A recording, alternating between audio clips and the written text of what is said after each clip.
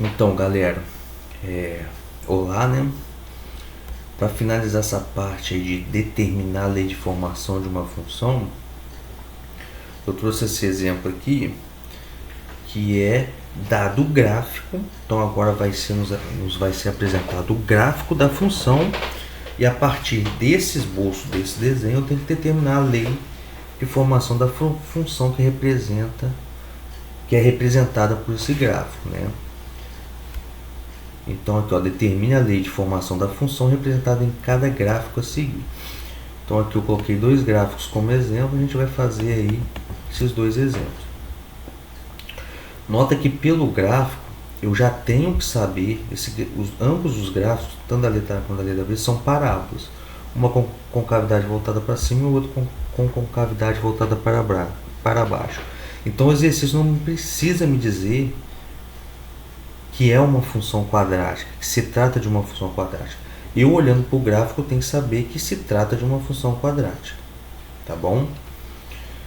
Então vamos começar pela letra A. Então olha só, quando eu olho para esse gráfico aqui está me fornecendo três informações, que são 3 pontos. Esse ponto aqui, vamos começar pela ordem que eu escrevi para ficar mais fácil de terminar. Esse primeiro ponto aqui, que até determina um zero da função, né, que é o menos 2. O que significa que esse ponto aqui? É o menos 2 e 0, né, as coordenadas dele. Esse segundo ponto aqui está bem determinado pelo desenho, que é o menos 1 e 0. E o terceiro ponto aqui é o 0 e 2, é o ponto de interseção com o eixo y. O x é 0 e o y é 2, tá? O que significa isso em termos de função? Tá? Se esses pontos pertencem ao gráfico de f, eu chamei essa primeira função aqui de f, significa o quê? F de menos 2 é 0, tá aqui, só reescrevi, tá? F de menos 1 também é 0, só reescrevi também, e o f de 0 é 2, tudo bem? Esse f de 0 ser 2 aqui, na verdade, já está me dando c de cara. Mas eu vou reescrever lá bonitinho, mas quem quisesse já poderia trabalhar com C sendo 2. Tá? Então, em vez de ter que descobrir 3 incógnitas, vou precisar descobrir só 2, porque a terceira, que é o C, já me é dada aqui de cara. Aí o que eu fiz? Como as duas aulas anteriores, eu transfiro isso para um sistema. E lembrando que se trata de funções quadráticas, tá? Então são funções da forma ax ao quadrado mais bx mais c. Tudo bem? Então onde tem x eu coloco menos 2 igual a 0. Onde tem x eu coloco menos 1 igual a 0 aqui na segunda equação. Na terceira equação, onde tem x eu coloco 0 igual a 2. Nota que de cara aqui eu já acho c igual a 2. Por quê? 0 ao quadrado é 0 vezes a é 0. b vezes 0 é 0. Aqui vai sobrar só o c para mim. Tá? Então agora, o que eu vou fazer? Eu vou mudar a segunda equação, e a nova segunda equação aqui vai ser o que? Eu vou multiplicar a própria segunda equação por menos 2 e vou somar com a primeira equação, que eu já vou eliminar de cara. Tá? Então quando eu multiplicar aqui por menos 2, vai ficar menos 2a mais 2b menos 2c igual a 0. Aí vai ficar 4a menos 2a, vai ficar 2a. Menos 2b mais 2b, 0, sumir com b. E c menos 2c, menos c, 0 mais 0, porque aqui vai ficar 0 vezes menos 2 é 0, 0 mais 0, 0. Tudo bem? Então, e o c igual a 2 eu já descobri, certo?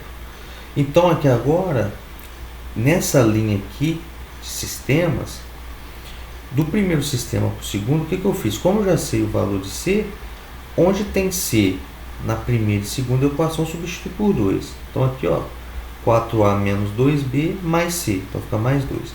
2a menos c, 2a menos 2. Tá? E aqui com isso, o que eu ganho? Eu determino A na segunda equação, né? na segunda linha ali.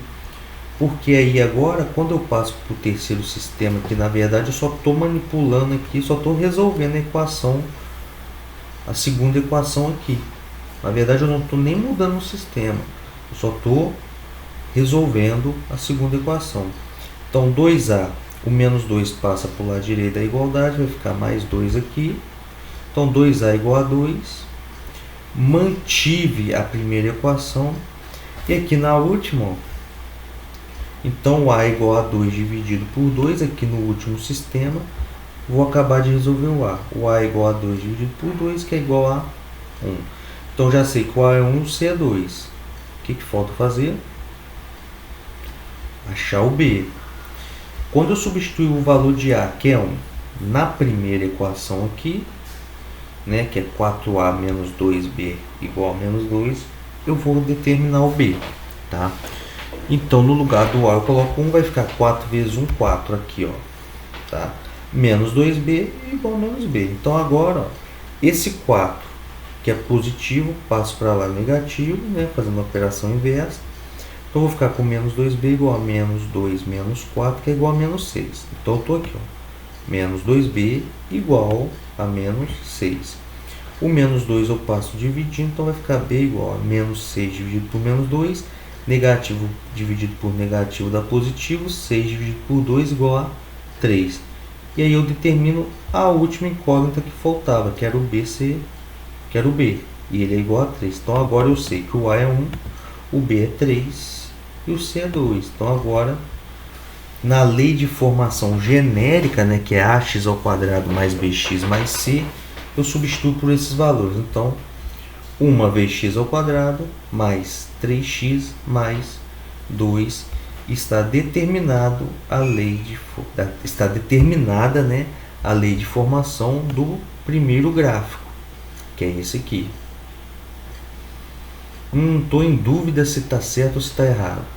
Pega essas informações e substitui na função, na lei de formação. Ó. Por exemplo, se eu jogar o x, se eu fizer o x ser menos 2, o resultado tem que dar 0. Certo? Rapidamente aqui. Menos 2 ao quadrado vai dar 4. Deixa eu ver aqui, menos 2 que eu falei. Deixa eu voltar lá que eu cliquei aqui sem querer. Menos 2 e 0. Vamos ver se o menos 2 é raiz mesmo. Menos 2 ao quadrado dá 4. Certo? 4 menos 6, porque 3 vezes menos 2 vai dar menos 6, vai dar menos 2. Menos 2 mais 2, 0. Então, valeu para a primeira informação. Verifique para as outras duas que tem que funcionar, porque senão tem algo errado. Tudo bem? Essa verificação eu vou deixar por conta de vocês. Vamos para a letra B, que seria o segundo gráfico. Seria não, é o segundo gráfico. Aqui eu vou passar um pouco mais rápido, que a ideia é a mesma, tá? Quando eu olho, vamos voltar lá. Quando eu olho para esse gráfico da letra B, o segundo gráfico, o que eu tenho aqui? Eu tenho esse ponto S, que me diz o quê? Que é o ponto menos 1 e 1, ou seja, a imagem do menos 1 é 1. Eu tenho o ponto T, que é o ponto 0 e menos 1 também. Então tem menos 1, 0, menos 1. E o ponto 1, U, que é 1 e menos 3. Tá? Então é o mesmo exercício da letra A. Substituir. Né? Primeiro, qual que é o significado disso na função? Se eu não me engano, lá para baixo vai estar escrito, eu chamei essa função que eu nomeei de G, só para ficar fácil. Então tem o quê? Que o G de menos 1 é igual a menos 1, o G de 0 é igual a menos 1 e o G de 1 é igual a menos 3. Então vamos partir dessas informações, montar o sistema e resolver o sistema.